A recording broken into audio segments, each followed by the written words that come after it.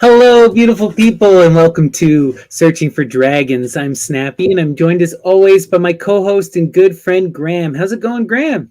Great, thanks. Amazing.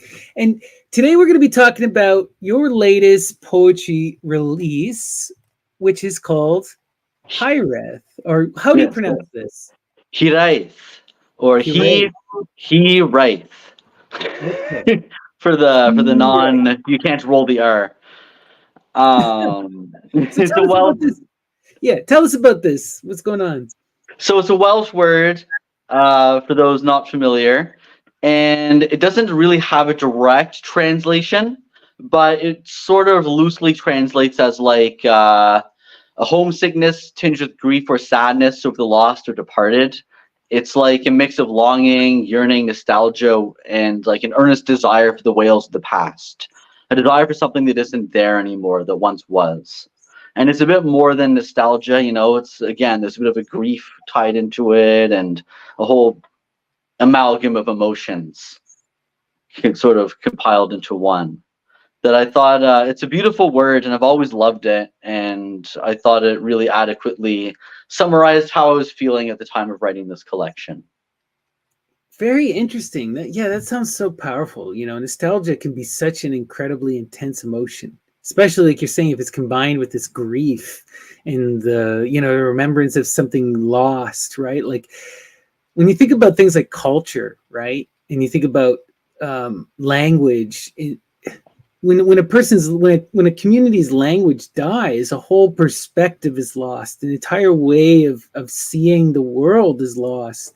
That could be so nostalgic. Or but wow, tell us about this collection. So what's the nature of this collection? What's it about? Yeah. Right. So this is actually an older collection. It's the second one I ever published in 2015. Oh wow. And this is going to be the third edition that I'm releasing soon. And I wrote it over the course of 2014 and 2015. I had been living in the city for a few years after moving away from my hometown of Manotick. And that really tied in largely with the theme of the book, a desire for that place that used to be there that is no longer there, the loss of the family home and things like that. It's also tied in with trauma and grief. I've lost several loved ones over the years, and there's a few dedications to them in here as well. It's about processing trauma. So there's a lot to unpack in this collection. That's beautiful. Sounds amazing. It makes me kind of nostalgic because I grew up around Manotick too. We're from the same neck Um, of the woods. mhm. I used to go to St. Mark's for a couple of years, the high school Yeah, there. that's where I went to school. Yeah, for all of middle school and high school. Well, there you go. Well, I was there for Yeah. middle school, so Okay. beautiful, wild stuff. But so this is your third edition, eh? It is. Well, technically the fourth edition. I have an unofficial first edition that I made myself. Okay. And it looked sort of like this, where it's little collections stapled together. This here? This photo here is from the working process when I was first making it. It was originally two separate collections, Hiraeth and Listen Carefully to Hearts Breaking. And I decided there was a strong enough theme running between them or thread that I combined them into one book. Oh wow, I interesting. found that picture recently. It was a huge throwback, very nostalgic to use the word nostalgia again. Um, Perfect for this collection. Tell us a bit about this art because I'm just so mesmerized. It's incredible. Yeah, so this was not drawn by me. This is a drawing by my friend Jessica McDonald. She's active in the film scene in Eastern Canada now. And I met her in university. We were in the theater program together and we would hang out a lot and work on art, just sit around. I'd write poetry and she'd draw and, we just pass the time that way. And so this was created in 2007, and I've always loved it. And so I contacted her around the time of releasing the second edition. And I said, hey, can I buy this art piece from you? And she said, yeah, of course. And we worked out the details, and now it graces the second and what will also be the third edition of the collection. The first edition looks like this. It didn't have any artwork. Wow. It was just a little saddle stitched book. Humble beginnings. Indeed. So it was very cool to see it slowly transition from phase to phase and become more refined each time. And so the second edition, with featuring the artwork, was released in 2017. And it was limited to 50 copies. The first edition was 25 copies. All of them just vanished in the blink of an eye, which was very humbling for me. And very inspiring to keep creating. You know, it would be another 5 years before I released my next collection, but you know, this was a very special release for me. It connected me to a lot of people in the Ottawa poetry scene, and made a lot of new friends that way. And you know, it was a beautiful, beautiful process putting this collection together, and with all the friends I made along the way. Love to hear that. That's magical. Just magical. Mm-hmm. So tell us about this. Yeah, this is just the definition of the word again. For those who find it easier to read than listen to me rambling. I included this in the collection just at the beginning, just for folks, as a frame of reference. Right. And this new edition is also going to have a little preamble at the beginning explaining why I'm releasing a new edition of this book. And there are a couple reasons for that. One of the reasons is that, you know, my first collection I released in 2013. It was very raw, very wild and experimental in terms of typography and layout and the concepts. And I was writing a lot of weird stuff around from 2013 to 2016. And I had a desire to release something a little bit more normal in terms of how it is presented. You know, I wanted something a little bit more straightforward as a palette cleanser before I kept going with the weird, crazy stuff. And, you know, so it just marked an interesting time in my life. I was in a period of transition from a lot of darkness into some bright stuff, and then into darkness again, and then bright stuff, as we always go through. And like I said, you know, this is, I would consider, my first like real polished release. And because of, sorry, go ahead. No, go ahead. I was just gonna say, it's interesting to think about, because I notice with most of your recent work, the typography and everything is very straightforward. You know, you're pretty conventional in how you frame a lot of that stuff. So to hear you have these radical beginnings is interesting. We have seen you play with typography a bit, but yeah, only in a couple of pieces. Yeah, so some of those pieces were reworked for my anthology, The Shape of My Will. There's some pretty wild typography near the end in that book. You know, words kind of twisting around on the page and stuff and things like that. And I'm not always in the mood to do that. Yeah. You know, if it doesn't feel like it's serving a purpose, if it feels like I'm doing it for the sake of doing it, then I won't. As it should be. You know, if it serves the piece, it serves the piece, right? Exactly. And there is some subtle playing around with the lettering in these pieces, as we will see, but it's sort of hidden. Okay, so let's look at this first piece here. Tell us about it. So this is the first poem in the collection. I'll read it first. This is Waterfowl.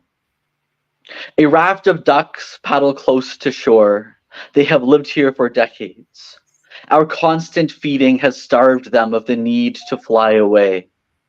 They would never survive the winter. We set up little heaters at the mouth of the mill. For generations, they flock and scamper up the rocks to where my favorite willow used to be. Beautiful. So this is a a past, this is about a specific location in Manotick, which is the Watson's Mill, which for those who aren't familiar, it's one of the oldest and one of the only still surviving grist mills in Canada. And it's a very special place. I'd often go there to contemplate. And there used to be this large weeping willow that I would sit under and watch the ducks. And people would always feed the ducks to the point that, again, generations of them don't migrate anymore. They just stay there for food, and so they would die in the winter. And so again, they would set up little heaters where they would nest. Sort of to a sort of a subtle nod that, like, yeah, we sort of screwed up the ecosystem a little bit here, so let's like adapt. Wow, we got to try something, right? Yeah, I know the exact place you're talking about too. I used to love going to Watson's Mill for they'd have like a farmer's market there. Yeah, I remember they used to do haunted walks where they would talk about someone who died, fell off the mill at one point. yeah. The wife of the owner of the mill was crushed by the machinery in a tragic accident, and it is rumored by many official paranormal organizations that it is haunted. Yeah, pretty wild stuff. A beautiful, beautiful place. And it's beautiful. Another thing that stood out to me is this memory of a willow tree, because I don't know what it is with willow trees, but so many people I've talked to have these kind of memories. And I had a willow tree growing up too in my neighborhood, and I think it's because they're such big, impressive trees, and they usually have a very low branch. So as a young person, you can climb on them, and they're big, right? And they provide a lot of shade, so they're nice for lounging under. But magical. And this whole stuff about the ducks, it's so sad to think about. Like where I live now, right? I'm living on this massive river, and every year, geese are dying because people are feeding them. And it's quite tragic. Mm-hmm. Growing up, I lived along the Rideau River in Manotick, and see it a lot. Climate change, everything is changing, and the animals are freaking out. They don't know what to do, Mm-hmm. But wow. So something cool about the process for this book, which I forgot to mention at the beginning, is tying in with the Welsh theme. The reason I sort of ran with Hiraeth and with all this is that my family has had a very long, complicated history. My father's side of the family, our family name has changed several times over the past 150 years or so. And it got to a point where at one point our last name was Cwinn. And due to avoid anti-Semitism that was preventing some of my family members from enrolling in university, the family name was changed to Cwinn, because if you say Cwinn fast, it sounds sort of like Quinn. And the CW was a very more common in Welsh, I believe. It's not a real name, really, but just the spelling was, reminiscent of that sort of culture. And so that's my family's been running with that name ever since. And so I wanted to give a nod to sort of that aspect of that weird aspect of my background. And to run with that even more, all of these poems, when I composed them, I translated them into Welsh and then back translated them back into English to see how it would change the phrasing of the lines. That's such a wild way to kind of add in a little bit of random flow and stuff, to force putting yourself through a new constraint. Exactly. Yeah, throw in the element of surprise in there. So like our constant feeding has starved them of the need to fly away. That's a word that was rearranged by Google Translate. I don't remember the original line, but I liked it a lot more once I went through this process. Very cool. Very cool. Yeah. Let's go to the next one. This is "The sun is shining in the valley of wind. With spring comes the thaw. I beckon him with fire in my throat, as though I were a seafaring bird bearing the flame of something greater than this misery. As my glacial tomb melts away, my heart beats again to seedlings pushing up from thin soil. With spring comes the thaw. Wow. I beckon him with fire in my throat. That makes me think of like very biblical imagery, you know? Hmm. Kind of That weird. line. I include in the. I forgot to include it in the back of the original edition. I'm going to add it in the new. I added it in for the third edition, but that line is inspired by the band Pelican. They have an album titled "With Fire in Our Throats We Beckon the Thaw," I know and that band album. I was listening to that album a lot when I was writing this collection. I wanted to sort of give a nod to them. Everyone go check that out if you're into heavy music. It's very atmospheric. There's no vocals. Beautiful, Post beautiful. metal, post rock sort of stuff. Yeah, Mhm. it's heavy, but it's approachable. A lot of Very cool. atmosphere. Yeah. But yeah, wow, this is such a pretty, pretty poem. As my glacial tomb melts away, my heart beats again to seedlings pushing up from thin soil. It's a great image. You can really, I really feel the life fighting its way through the thaw, right? As the thaw both hinders and feeds it. It's wild. Thank you. It was written again during spring. It was a very long, painful winter that year, and a lot of snow and a lot of cold. So it was very. I was really feeling inspired at the change of the season. I mean, when you're in a place like we are, where you get so much snow and the winter's so harsh, man. When the spring comes, it's like it's such a It's a transformation. It is. It's a relief, and it's so marvelous seeing everything, go through the cycles, Right. Yeah. all the Beautiful. plants and the animals. So this next poem, the next two actually, along with the third one that we're not going to be reading tonight, these were all before I released Hiraeth. They were included in Inwards magazine, which is a local poetry magazine, published small press. I don't know if they're active anymore, but they published three of my poems from this collection, and I made a lot of friends that way. And yeah, that's why I was saying this really connected me to the scene, because I was reading these poems at their poetry reading event. So this is These Houses Used to Be Trees. I was devastated when they cut down the orchard. As a child, my family would go on weekends, like all the other families, to pick apples, gallivant between the trees. I don't even like apples. I despise fruit. But when they chopped down that magnificent grove, ravaged its soil, erected their urban vegetation, and called it the orchard, that struck me deeper than their shovels could reach. Wow.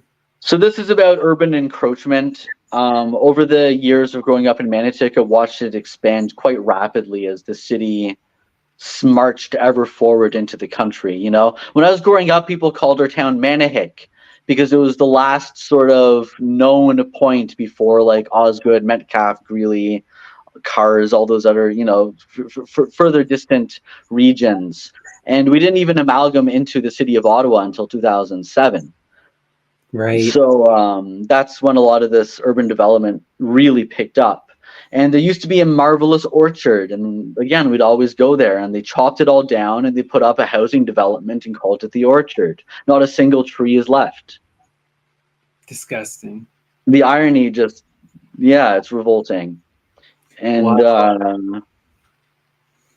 yeah. I so relate. I mean, I grew up through that entire urban sprawl of Ottawa and watched just like the city never got more dense. They just expanded further and further and further out and created more suburban nightmare as the traffic went insane. I was talking to friends who are still in Ottawa, and they're saying that the population of one of the suburbs, Barhaven, which is close to Manotick, has now broke 300,000 people. That's a city in its own right, and this is a suburb. Let alone Canada, Orleans, it's Right? like it's all these mini. Vanier used to be a separate city. It was called Eastview. Right. and then it merged into Ottawa at some point. Very bizarre, very bizarre. The sort of cobbled together patchwork of different suburbs and urban sort of areas all jam packed, and the infrastructure doesn't expand rapidly enough to accommodate it. Right. And then you just get all this sprawl and ridiculousness, and everything is like, yeah. I know. Ottawa, it was a beautiful city. I'm sure there are I parts that love are still Ottawa. so I don't know if I'll beautiful. ever leave it, but I've gotten my hangups with it as well. I just feel like, especially in the last few years, it's really gotten out of hand with the growth. Like they're not able to handle it anymore. You know. No, they're not. They're But not.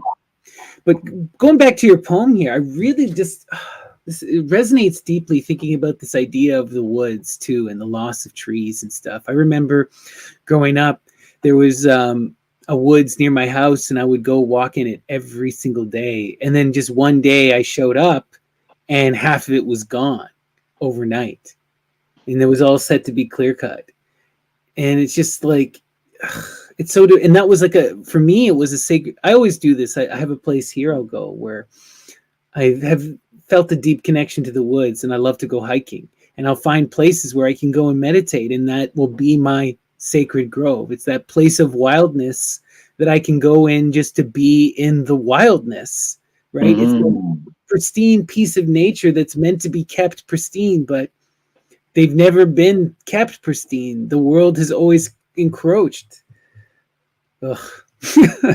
World is in constant flux, right? Yeah.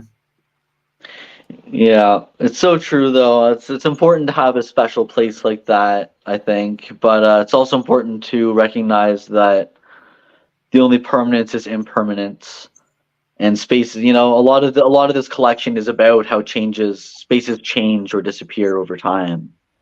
And there is a grief to that, right? Like, even though, providing people with homes is beautiful and in its own right, the loss of the natural world is also a devastation. And I I feel feel like, like, go ahead, sir. sorry, no, I was just saying, I feel like the doesn't have to be one or the other. There's a way to marry the two. Of course. But I just feel like in our modern world, especially, is that, we have so little control, and so many people are moving so quickly. You wake up one day and the forest is a parking lot, you know? And we're Yeah. all going to wake up one day and then the woods are all going to be gone. Mm-hmm. I don't These know, houses used to be trees. right? But like you said, then the houses will fall and the trees will come back. This is but a Definitely. moment of a moment in the endless cycle of time. Exactly. All right, let's continue. Beautiful. Sure. So this is another site-specific poem. This was also published in Words. For the play structure at Chris Bracken Park. You were a freight ship, a spacecraft, you were a fortress. Countless children have laughed and cried as kings had clashed and died on your iron steps. Your roof was a shelter for evening teens and beer and weed, for assertive lovers or to fuck, but those days are gone. Where are the kids dreaming of great things? Where are the adolescent mischief makers? Only structure now. This is another one that hits hard because I saw this happen too, right? Our generation was the first generation to experience the internet, really, right? So we remember a time before social media.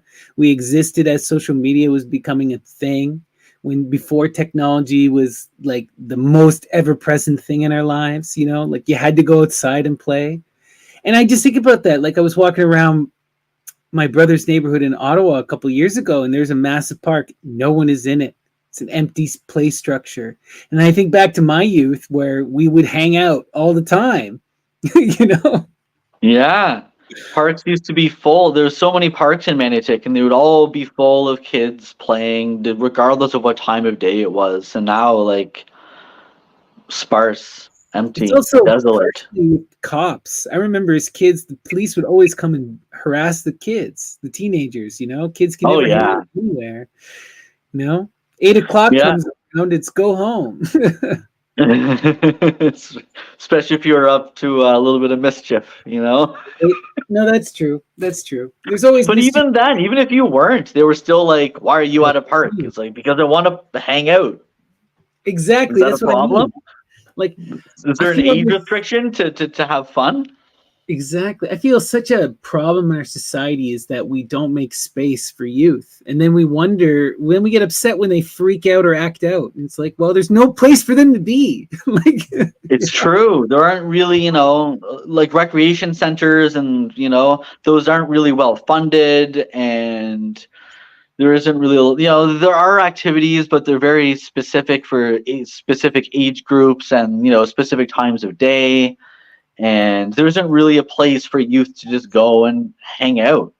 there isn't a place for anyone. Like, I was talking There to my isn't. dad about this, and it's like the last bastion of free space where you can be is the library. I was And they're about to coming say that. and they're coming for the library. They're like, oh, only homeless people hang out at the library. No one uses books, close the library. But then it's like, where the heck can you go to be, just be? Also, libraries aren't just about books. They're I access to know, information. There are so many computers at libraries. Not everyone has a computer.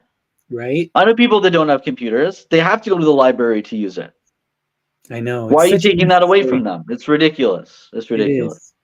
It's beyond ridiculous, but that's the world we're in, where there are no free space.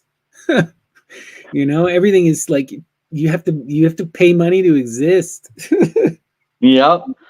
Yeah, what a beautiful day. That'll be $50. Right? Oh, The age of parks is over. Public gatherings, just hanging out, like weird. very weird. Any other thoughts about this poem, Graham? I think that's all we have to say about this one. All right. This next one is another. This is about my hometown, my home, my actual house in Manitic that I grew up in. This is Urban Wolves. There used to be a family of beavers behind our house, and we would hear owls at night, rumbling chorus of bullfrogs. One lazy summer, a large fox lying on the rocks in the backyard, sleep in the sun, watch us mow the lawn, weed the garden.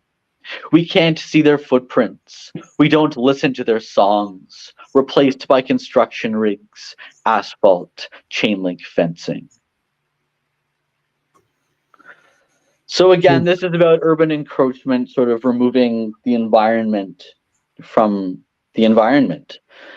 The house that I lived in was just on the river, and between my house and the river was a thin patch of forest, or not really forest, just a dense thing of trees with marsh in it that went on for quite some distance. And this was like a popular thoroughfare for many animals. So I would see all sorts of wildlife. There's a different poem I'm not reading tonight that's all about the otters that would come by every spring down the river, and you could see them playing. Beavers, muskrats, eagles sometimes, hawks, even deer, because in the winter the river would freeze, and these animals would come from deeper in the country, see these trees, think they can live there, eventually realize that it's not that protected, and then move on to somewhere else. And so we'd see all these sorts of wildlife just passing through. It was very special, very special. And that's something, over the years, there were less and less of these animals until nothing. I became so aware of this recently because, about 2 years ago, I moved back to Sault Ste. Marie, where I live on the river. And, excuse me, when I'm in my backyard and I'm looking in my backyard and I'm on the river, I'm in an entirely different world. There's life, there's sound, there's birds, everything is alive and everything is moving on the river, and you really feel this sense of the natural world. And then when you go into the city, you feel the contrast in such a profound way. The pain and the noise of the constant car, right? The din, the heat and the blackness of the concrete everywhere, right? And it's like I grew up most of my life in the city of Ottawa, like downtown, right in the big city. And I loved it, but now in my, I'm like, I never would give up the river. I would never go back to that. The one thing I don't like, this is the first place outside of my family home that I've lived that I could really call a home. But there's no green space around me, and it bothers me every day. Yeah. I mean, in Ottawa is pretty good for parks, but you got to go for a hike. It is, but you need to travel to get Yeah. to them. And from where I am in the city, it's not really ideal. And funds and Salt Lake OC Transpo's cheap. No. It's like Everything. $4. It's like $4 now to go one way, and the bus doesn't even show up half the time, and it's just a nightmare. That's a whole other thing. But Don't I know? Freaking Ottawa. But this is a beautiful poem, and this is a real thing. And it makes me think, too, I wanted to talk about a few years ago, I remember hearing about in Ottawa, coy wolves. Have you ever heard of coy wolves? No.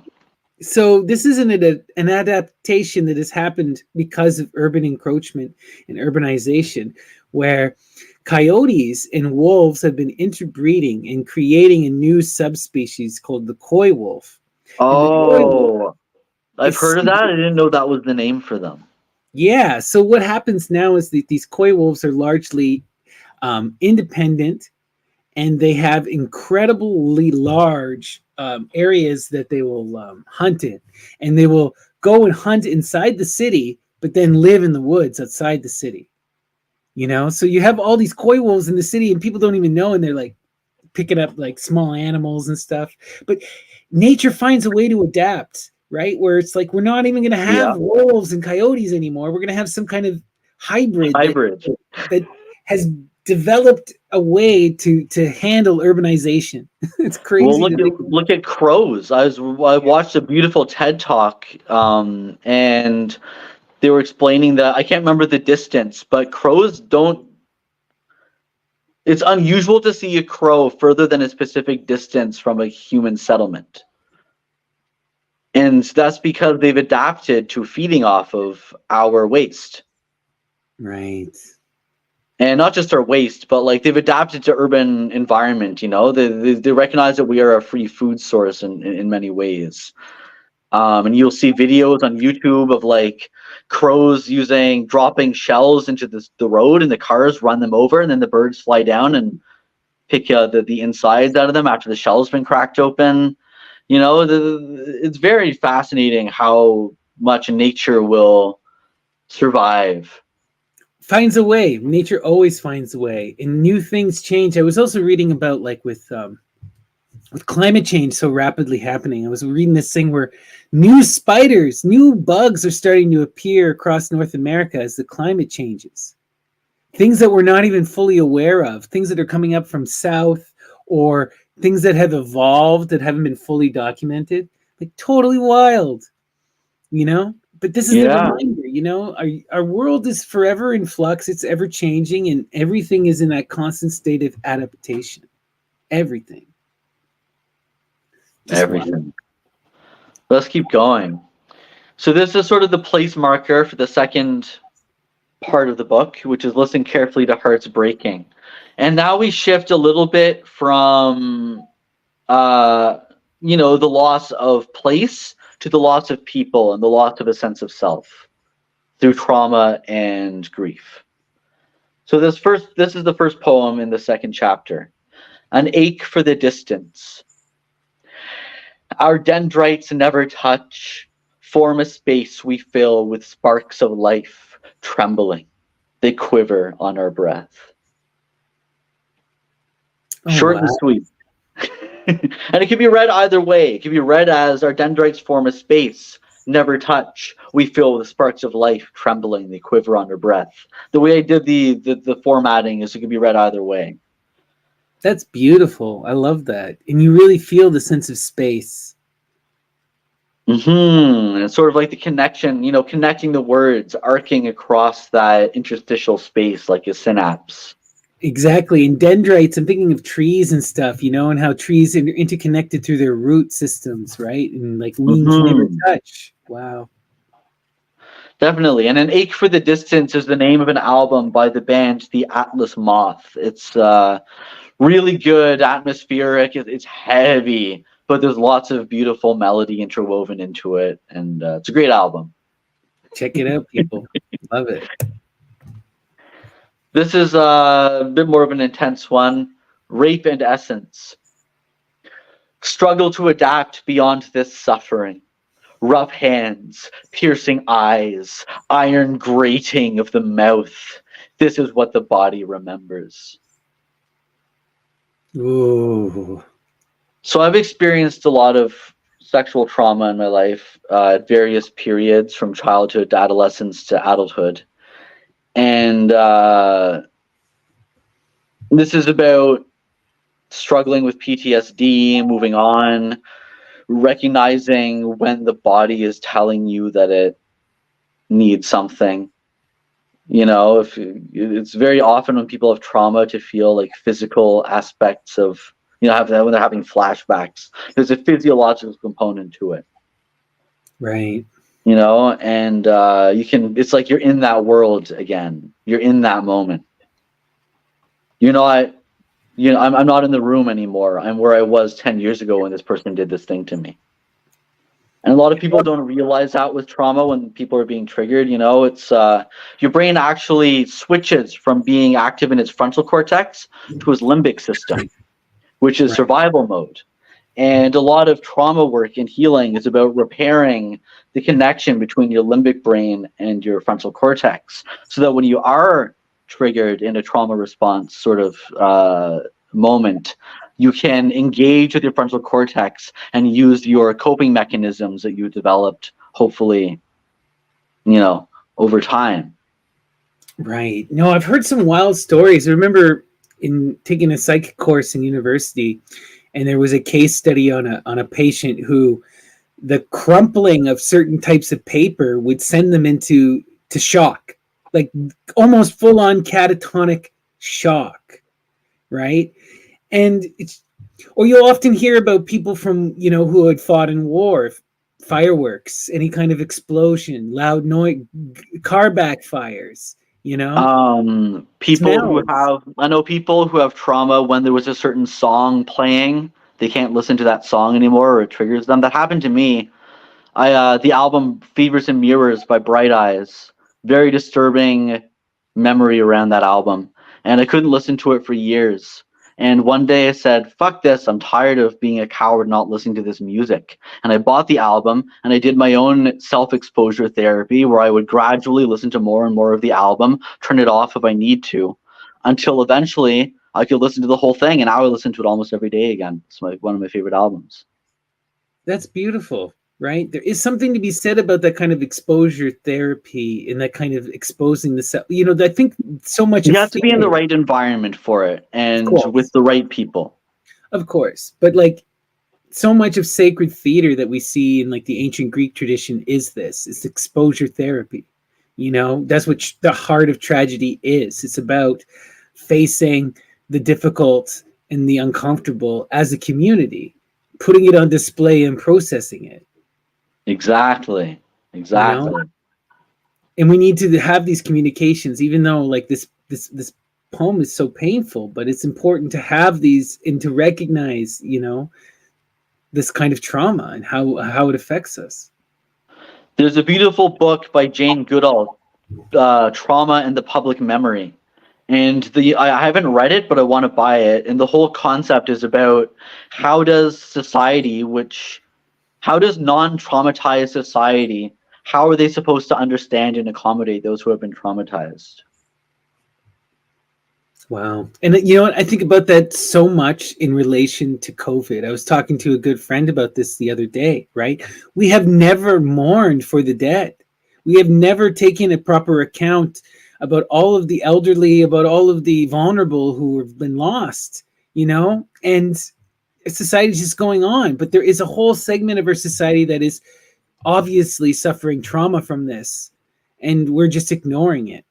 And that's just one. What about all of the countless school shootings, right? The countless types of violence that we see in the media every single day, right? There used to be a time when we had these grand public displays of mourning and we would collectively understand, we all did that during the Great War, and we continue to do that for Remembrance Day, but it's a shadow of itself, and we haven't continued to do that. And our modern society does not reflect upon these things in a healthy way, It's very true. Yeah, deep stuff. Deep. So this next poem is a tribute to a friend of mine who passed away in 2007. Or it would have been, 2007. I had two friends that passed away that year. This was the first one. He had a twin sister, and this is from her perspective. This is Gemini Travesty Repeat. I cherish my night terrors, traces of you in each and every one. I never said how much I loved you, that you were inextricably a part of me. I had a dream of sleeping machines that gleamed as their headlights screamed. I woke up and you were gone. This is a fucking nightmare. Can you come home now? Oh, wow. That's so intense.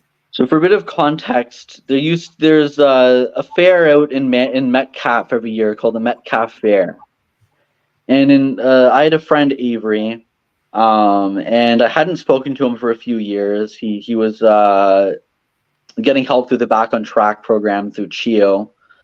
And I bumped into him at a movie theater.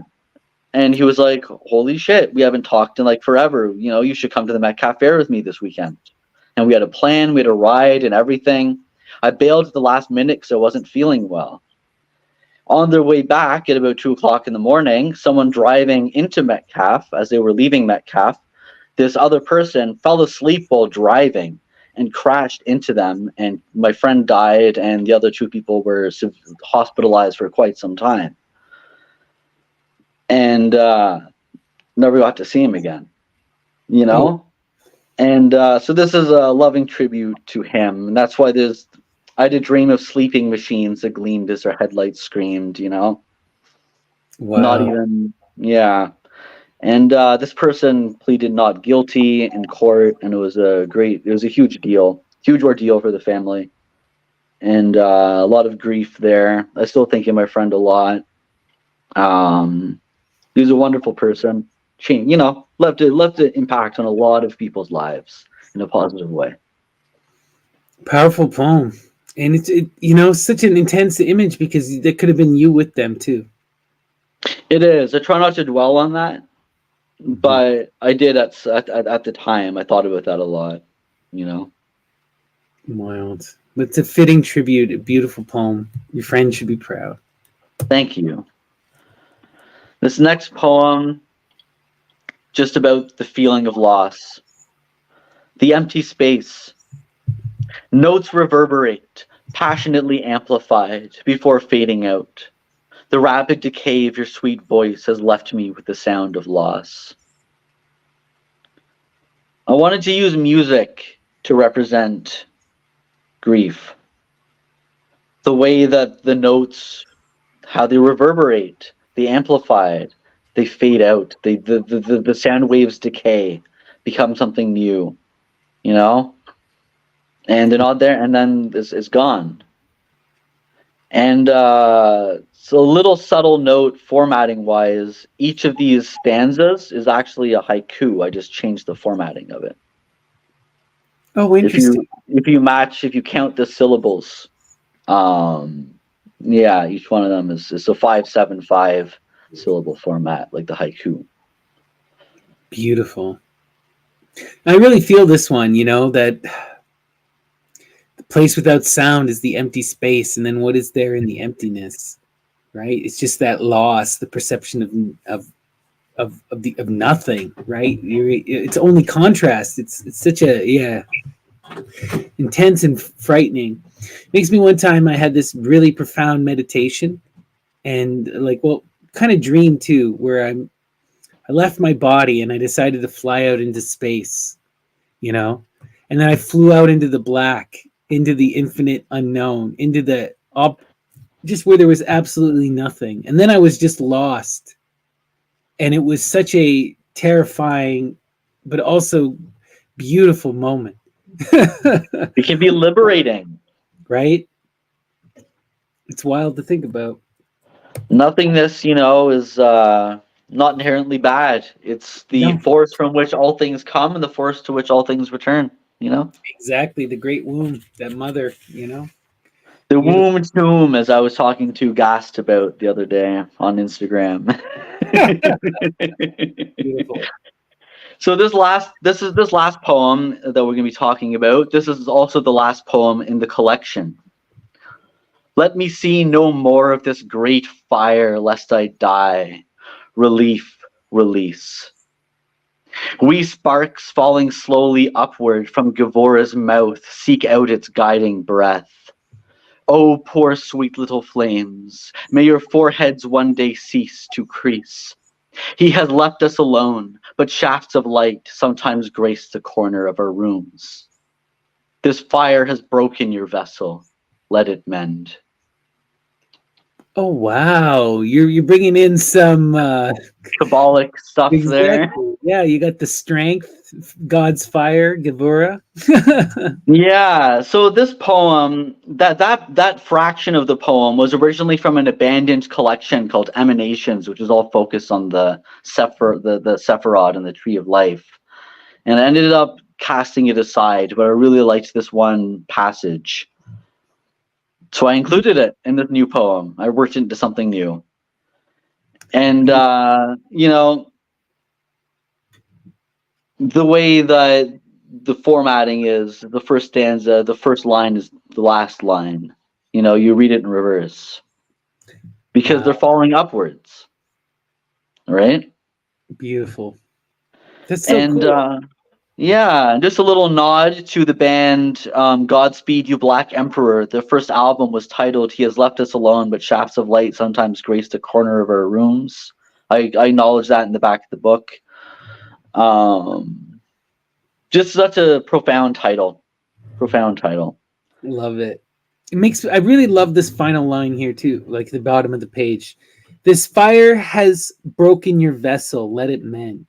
Why this one stands out to me with the Kabbalic references is because they often describe the human being as a vessel, which is filled with the love of God, and that through the act of doing mitzvah, right, of following the commands, the 613 commandments, you mend and you heal. You do that tikkun to bring God into the world and to bring about the Mashiach, right? It's like deeply profound philosophy. And I feel Thank you. Love it. Thank you. And just, the fire, it destroys, but it also paves way for something new, right? It can fuse things together. It doesn't only break things apart. Right? Powerful stuff. The flames are not always terrible, right? And like the phoenix, you can be reborn. What a profound collection, Graham. Absolutely loved it. Thank you. It's I'm very looking forward to its re-release. I was gonna wait until January because that's the official 10-year anniversary of its first publication. But I can't really wait, and also, it feels like the right time. Time. I love it. So when do you plan to have this released? When can people purchase this book from you? The plan is to have physical copies by the first week of July. So very, very soon. Amazing. And if you go to the link below in our description, you'll see Graham's link tree, and there's a link there to his press, Things in My Chest. And you can pre-order it from there. Pre-order it, and you can find links to all of his works. Is there anything else that you're working on, Graham, that people need to know about? Any projects that are coming out? Well, now that you mention it, there's always something going on. But, this is the project I'm most excited about, that I've been hard at work at the past few days. It is an art poetry zine called Chaosmos. This is the first copy. It's bound with a ribbon. I made this all myself. Each copy is handmade, and lots of crazy stuff in there. Some sigils, some drawings, some splashes of colors, some poetry, and it's been really fun to work on. The first run will only be 20 copies. I'm hand numbering and signing them all, and that's you can order them now. I'm shipping them out as people order them because it takes like 5 or 6 hours, or maybe 7 hours tops to make each one. So I've been chipping away at that, and that's been very satisfying for my overly manic brain, which could not focus on anything for like a month. Well, I'm glad you found something to focus on. You're so productive all of a sudden, and it's beautiful. Show everyone the art again, because it is really pretty, sure. And this is like talk about this Chaosmos, because this is some deep mystery that I know some of our fans here will like. And I see the reference to the black sun on your cover there. So yeah, the black sun. I made sure to include that as well. And lots of hidden magical imagery in here. And James Joyce defined Chaosmos as a cosmos at the verge of chaos, one that is surging toward the exciting possibility of going out of existence, struggling onward at the edge of the existential abyss. It is the fusion of order and disorder in one. Beautiful. I love it. I'm so excited for this. And you were also telling me you got some musical projects that are about to drop. So the new Isosceles Infection EP will be out in the next week or so. It's titled Dream Eater. It's going to be up on Bandcamp.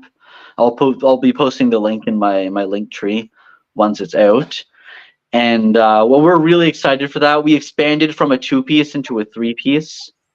And I think that really added a new dynamic to the music, and we're really excited to show people what we've been working on. Amazing. Are we going to get more of your dad on jazz sax? Not on this one. My hope is the next one. Amazing. I just thought that was so cool when you did that. But you guys are such an interesting, fun band. I'm excited to see what you guys do. So this will be great. Thank you. And the last announcement is just a reminder that my graphic novel Sleep Turbine is slated to release November 29th, thereabouts, through the almighty Sierra Moose Records, based out of British Columbia. And we really want people to support this project, because this is a collaborative effort, and Sierra Moose is a really good, independent record company, and they're trying to branch out and to do other things. It was really cool for them to do this for you. And we know that they're also just like super anti-fascist, really progressive, cool people. Anti-fascist, pro-LGBTQ plus, like very, very progressive. He's just a loving, caring human, and doesn't like bullshit. So there you go. Yeah. So support Graham, support Sierra Moose Press. Make sure to go check out all of Graham's publications. Everything you'll find in the link tree below. Is there anything else you want to leave us with today, Graham? Maybe a reminder that, regardless of where we go in life, whether physically or mentally or spiritually, or some combination therein, you can always revisit those places and learn from them. Our memories don't have to hold us hostage. They can inform us. They can make us reflect, how I felt 10 years ago about this subject is not how I feel about this subject today. I wonder why. What in my life has brought me through those changes? And you can reflect on that and relive those moments, and that's really profound, because when we're thinking about this nostalgia, especially this nostalgia that's tinged with grief, like you said, it can turn even into that kind of almost those triggers. So this is something that we really do. If you hide too much, if the reality is too fearful, it can become debilitating. But if you gaze and you reflect upon the self, and you You learn to overcome those traumas, even through your dream or through your imagination and your memory. That's a profound growth moment. And you can really take that into the future, you know? Definitely. The thing with, as I say in my collection, one of my other collections, the thing about a circle of protection, for example, you make the circle, you draw the circle, you're in the circle, you do the rites. The forces cannot harm you anymore, but the good forces can't reach you either. You're in that circle, you're not moving, you're stationary. And you need to learn how to move out of that circle of protection and move through the world as best as you can. That's such a beautiful, beautiful thing. I think about there's this painting I saw the other day I was doing for one of my tarot readings that really inspired me. And it's this woman who's on a cliff and she's being forced off the cliff by this angry, aggressive snake. And it's like, if you stay put, you're gonna get attacked by the snake. But if you jump, you're gonna fall off the cliff, right? You're in, and I feel like so much of life is like this. But there is a solution, right? You can take the plunge off the cliff if you figure out a way to descend safely. You know, you gotta try and map and plan your descent. It doesn't have to be like a jump into the unknown. No, not at all. You can, even if you don't know what you want to do with the rest of your life, you wake up tomorrow and you say, "What the hell am I doing?" You can still like reflect on that. You can make plans. You can take steps. Small steps lead to big things. You Right. know? That's such an important point. And it's like you have to complete things. I feel like so many of us, especially artists, we have a problem in this regard, right? With creation and completion, because to finish something is then to have it. And then it's never, or not, usually it's not as good as we intend it to be. And then we become overly critical. And then when the art is done, we're done with the piece. But it's, you completed it, you created something. Even if it's not the ideal, it's something that you gave birth, you made something, it's beautiful. And with each creation, you improve, you know? One of my favorite lines, I'm not sure where I heard it, but every painting is born of a million doodles, you know? Absolutely. And doodles themselves are art, you know? Exactly. Like, Exactly. it doesn't have to be extremely technically impressive to be beautiful No, or to be valid as art. and the You know, doodling is necessary, right? Doodling is doodling is necessary. necessary. You got to So, screw up. to anyone, struggling in life, I would say maybe try engaging in some form of creation, whether it is a doodle or scribbling down your thoughts or building something or playing some music, just singing to yourself alone. This can, it reveals things about yourself and the world that maybe might surprise you. It might bring you some solace in this painful world. And it doesn't have to be for anyone. You can create things just for yourself. I do that all the time. I write lots of poems and make lots of drawings that I don't show people or that I don't plan on publishing because they're just part of the process. They're just a little step along the way to help me stay sane. The act of creation is a beautiful thing in and of itself. It's a gift unto the universe, right? It's such a beautiful, profound act, and it's something that you can always engage with. And I feel like learning to create and to accept and to move on and to love what you've made is such an important thing. You know, it's such a growth moment for all of us. And to key thing too, it's like, don't just make art, but complete art. Complete your project and put it out into the world and be okay with what you put out into the world. My first book is certainly far from perfect. I reworked a lot of the poems and re-released it, but like I'm happy with that first collection and all of its beautiful imperfections, marks Exactly. a difficult time in my life that I condensed and put into something that resonated with people surprisingly. And that's the thing, it resonated and you made something. What happened, what would have happened if you succumbed to doubt and did nothing. You would have no memory of that moment. You would have none of those connections. You would have not got published. There's some, every action has a reverberation. The key is to act. The key is to be in that productive mode, right? As long as as an artist, as long as you're creating, you're inspired, right? It's beautiful. And I think it's important sometimes to not create as a creator as Yeah. well. We need times to reflect and reabsorb, take in new influences, maybe re-explore old influences in a new way, because you're not the same person as you were when you first read that thing.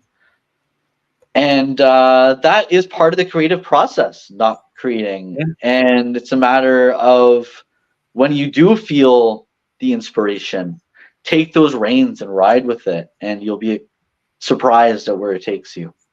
Right. And often people forget that too, right? You need to train and absorb. The greatest people look at these, they look at those musicians or those artists that seemingly come out of nowhere and explode people's minds. I think of someone like the Comte de Lautremont, right? Creates an entire new genre, transcends the art world. Everyone's like, what the hell? Where did this happen? But when we studied his story, what did we find out? He spent 5 years in the library. His entire youth was spent reading every book he could get his hands on, and he was in that state of work and of absorption, right? Lautremont didn't just come out of nowhere. That was the perception of the public, And it's Exactly. right? Even like a Raphael or like a Mozart, right? Like all of these, so much of it is propaganda, Yeah, these I think that a lot, the public doesn't give enough credit to everything that goes on behind the scenes when you create something, Some people do. Some people appreciate it, but not everyone. Those who A are lot of people, I would say, don't. And that's why, I kind of like showing, I show like the other versions of this book, for example, to kind of show a little bit of the working process and sort of like to show that like this wasn't a beautiful polished project from the beginning. This went through many rugged stages of refinement, This beautiful phrase, I can't remember who said it, that the sculpture already lives within the stone, I'm just revealing it. Right. That's such a beautiful thing, And like, as a percussionist, right? I do something that's people they don't understand how it's even possible. They freak out. I love it. They go all weird and they're like, what? How did you do that? And it's like, well, tens of thousands of hours. Doing it. Yeah, you start doing that.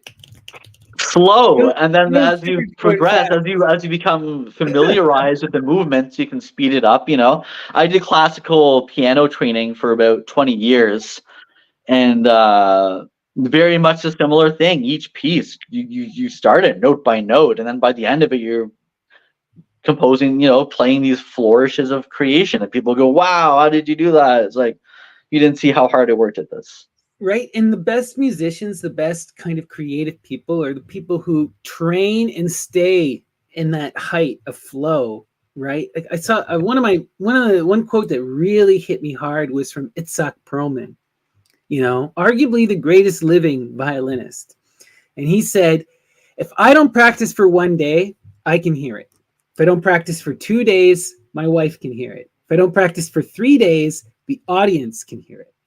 And it's true, right? Like the greatest of artists are in, and I know what you're saying is also true. You need to take those times to remove yourself, but that's part of that process of creation. I feel like the greatest artists immerse themselves in creation and they're in flow, whether that is flowing through restraint and taking the time to listen and learn, or whether that's that active flow. Right?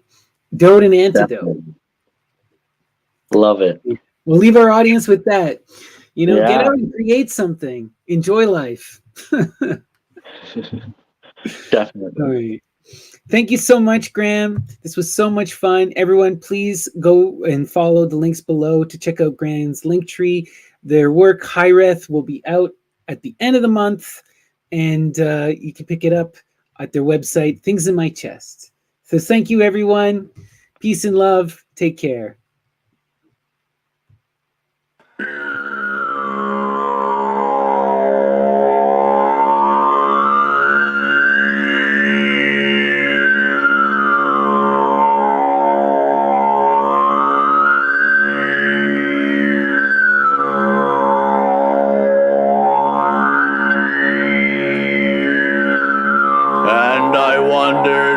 Master could be, and I pressed my eye eagerly to the grave,